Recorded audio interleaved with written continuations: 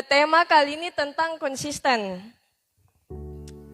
Next ya, saya memberi judul khotbah hari ini yaitu konsisten dalam menggambar garis kehidupan. Konsisten adalah ketetapan dalam bertindak. Jadi ketika seseorang memutuskan untuk berkonsisten untuk melakukan sesuatu, itu berarti dia sudah tahu bahwa dia harus fokus pada hal itu dan dia harus tahu bahwa dia fix untuk melakukan hal itu secara terus-menerus dan dengan tekun, dengan benar dan tanpa keluar dari jalur yang dia sudah tentukan.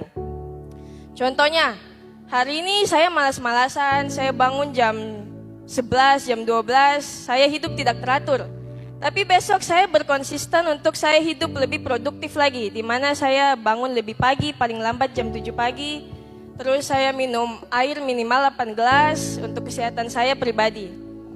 Nah, itu konsisten. Jadi kalau saudara memutuskan untuk melakukan sesuatu, berkonsisten untuk melakukan sesuatu, berarti saudara sudah tahu bahwa saudara harus fokus dan fix untuk melakukan hal itu secara terus-menerus dengan tekun. Kita buka dalam Ayub 1 ayat 1 sampai 3 dan Ayub 1 ayat 6 sampai 12. Ayat yang pertama dikatakan ada seorang laki-laki di tanah Uz bernama Ayub. Ayub ini dia saleh, jujur, takut akan Allah dan dia menjauhi kejahatan. Di ayatnya yang ketiga, kalimat terakhir dikatakan bahwa Ayub adalah yang terkaya dari semua orang di sebelah timur. Saudara, Ayub ini adalah orang yang saleh, jujur, takut Tuhan. Orang sesempurna Ayub ini, akhirnya dia tiba pada suatu hari Tuhan mengizinkan Ayub untuk dicobai oleh iblis. Dikatakan dalam pasal 1 ayat 6 sampai 12, di situ ada yang warna hijau, dikatakan iblis bilang ke Tuhan gini, apakah dengan tidak mendapat apa-apa Ayub takut akan Allah? Nah, di sini adalah alasan kenapa Tuhan mengizinkan iblis untuk menguji Ayub. Karena iblis menantang, dia tidak percaya kalau ada orang yang takut akan Allah tapi dia tidak mendapatkan apa-apa. Nah, ini. Next, kita lihat cobaan Ayub. Yang pertama terdapat dalam Ayub 1 ayat 13 sampai 19. Di ayat yang sebelumnya kita telah membaca Ayub 1 pasal 1 sampai 3 dan seterusnya. Di situ dikatakan Ayub ini kaya, dia punya semuanya dan dia diakui oleh Tuhan bahwa dia saleh, jujur dan takut akan Allah. Sampai tiba di titik di mana dia semuanya kehabisan. Yang pertama, cobaan yang pertama, next. Nah, respon Ayub. Cobaan yang pertama, Tuhan mengizinkan iblis untuk mengambil semua harta Ayub. Karena yang pertama tadi, coba sebelumnya. Karena itu yang bagian warna hijau itu, apakah dengan tidak mendapat apa-apa Ayub takut akan Allah? Nah, Tuhan izinkan iblis untuk mengambil semua harta Ayub karena itu. Apakah dengan tidak mendapat apa-apa Ayub takut akan Allah? Iblis tidak percaya kalau Ayub ini saleh, takut akan Tuhan, sehingga Tuhan ingin membuktikan bahwa apa yang Tuhan nilai atas Ayub ini benar, bahwa dia tidak mendapatkan apa-apa tapi dia tetap takut akan Allah. Oleh sebab itu Tuhan mengizinkan untuk iblis, sudah kau ambil dia punya harta semua sudah kalau kau tidak percaya sama saya. Dan kita lihat respon Ayub ketika semua hartanya diambil oleh iblis. Apa yang dia katakan? Dalam kesemuanya itu Ayub tidak berbuat dosa dan tidak menuduh Allah berbuat yang kurang patut. Saudara, apa yang akan saudara lakukan ketika saudara berada dalam posisi Ayub?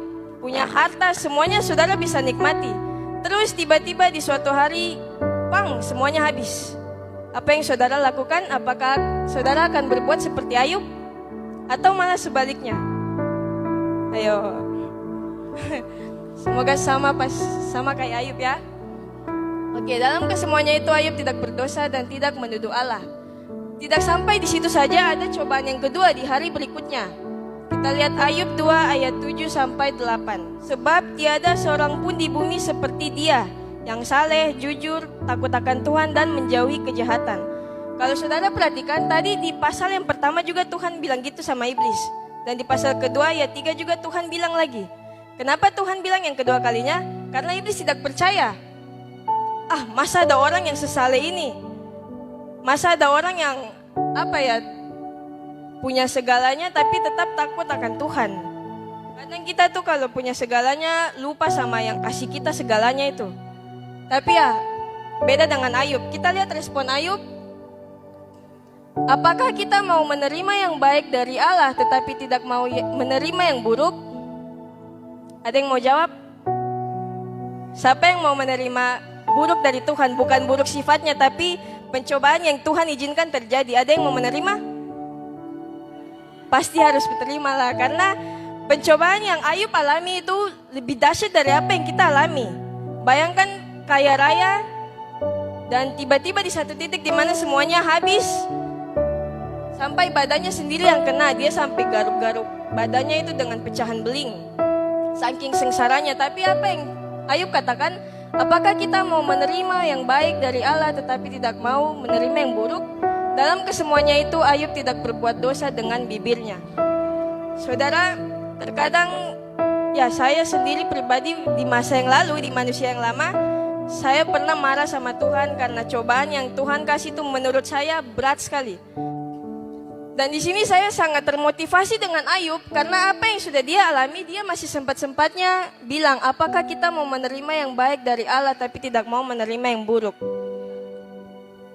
Dalam kesemuanya itu Ayub tidak berbuat dosa. Coba next. Nah, keluh kesah Ayub. Yang pertama Ayub 3 ayat 26, next. Dia bilang, aku tidak mendapatkan ketenangan dan ketentraman. Aku tidak mendapat istirahat, tetapi kegelisahanlah yang timbul. Saudara, betapa dahsyatnya ya iblis, saking tidak percayanya kalau ada orang yang sesali Ayub, takut akan Tuhan, dan akhirnya dia mencobai Ayub dengan yang sangat luar biasa sehingga dia tidak tenang, tidak bisa istirahat, gelisah, dan tidak ada ketentraman. Kenapa iblis mau mencobai Ayub? Karena dia tidak suka dengan orang yang takut akan Allah. Iblis tidak suka, iblis benci dan marah dengan orang yang sifatnya sama seperti Ayub. Saleh, takut akan Tuhan, dan mau menuruti apa yang Tuhan mau. Itu sebabnya kalau kita mau berkonsisten itu, ya untuk ikut Tuhan kayak Ayub ini, dia berkonsisten untuk menahan, untuk mempertahankan apa yang sudah Tuhan kasih sama dia, yaitu kesalehan. Tuhan mengakui bahwa dia ini saleh, jujur, dan takut akan Tuhan. Dia ingin mempertahankan itu, dia konsisten dengan apa yang sudah Tuhan berikan sama dia, dan dia berkonsisten untuk tetap takut akan Allah, jujur dan saleh kepada Allah. Sehingga apapun yang dia dapat dari iblis, cobai oleh iblis, dia tetap bersyukur. Dan dia memang sempat berkeluh kesah, tapi coba next.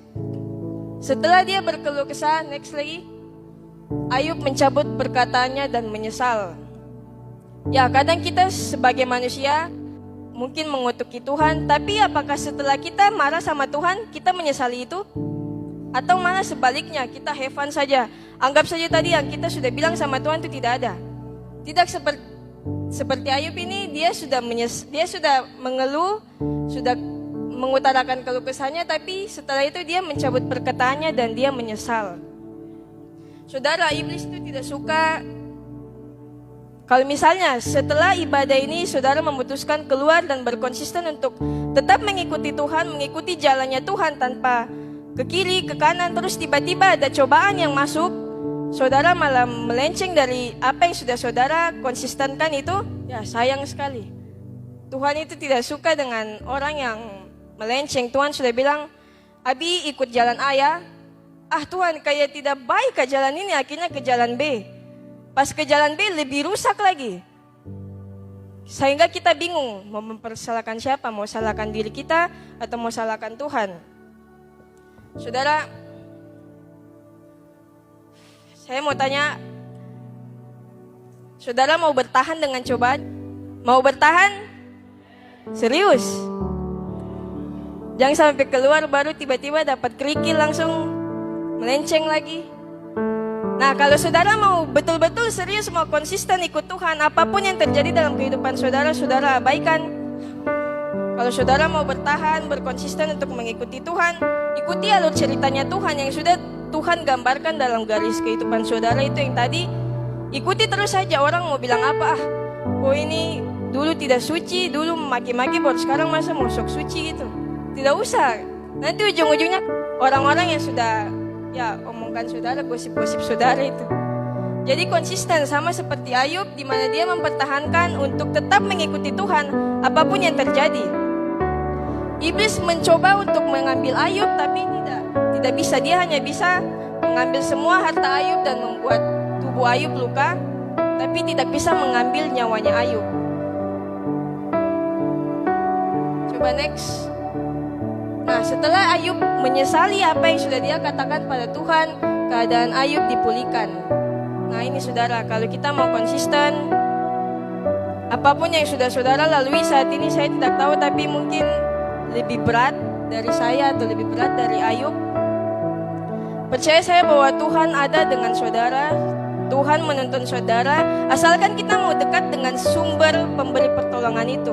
Kalau kita jauh, ya bagaimana kita mau keluar dari cobaan yang kita alami saat itu. Nah, keadaan Ayub dipulihkan setelah dia menyesali setelah dia menyesal dengan apa yang sudah dia katakan pada Tuhan, keluh kesahnya tadi.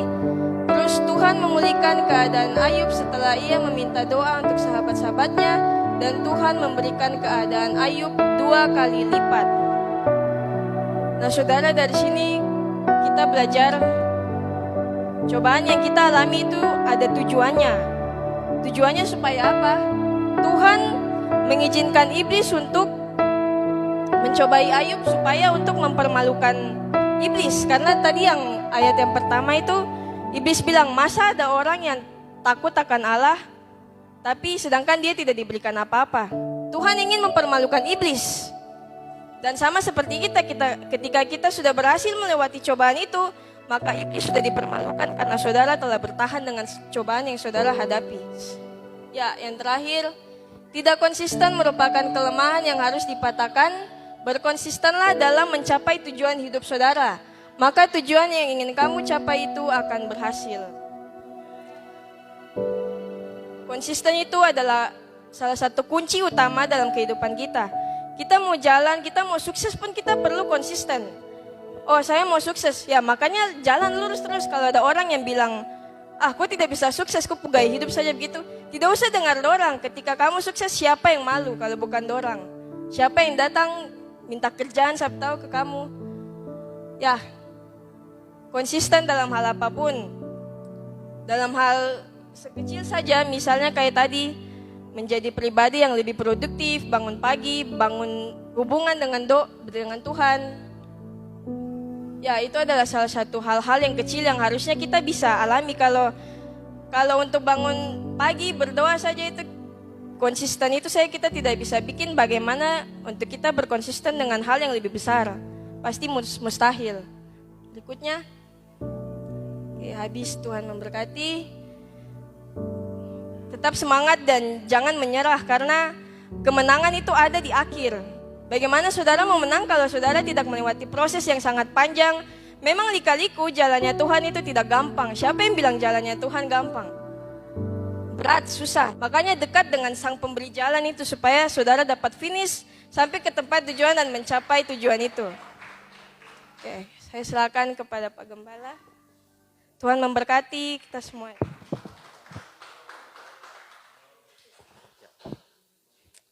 Haleluya. Kita beri tepuk tangan buat Tuhan Yesus. Kita beri tepuk tangan juga buat kalau di Papua bilang nopen.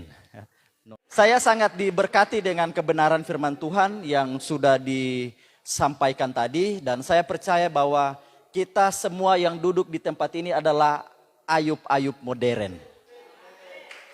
Saya yakin bahwa ketika kita melewati proses yang berat, ada 2 kali lipat berkat yang Tuhan persiapkan untuk kita semua.